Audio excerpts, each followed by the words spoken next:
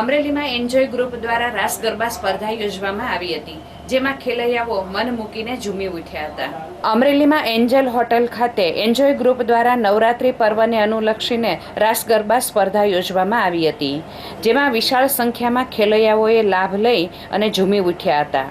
આ સ્પર્ધામાં શ્રી લલિતભાઈ, શરદભાઈ ધાનાણી, હાર્દિકભાઈ સેંજલિયા, ડૉક્ટર રાણવા, અતુલભાઈ, લીલાબેન બુટાણી સહિતના અગ્રણીઓ ઉપસ્થિત રહ્યા હતા.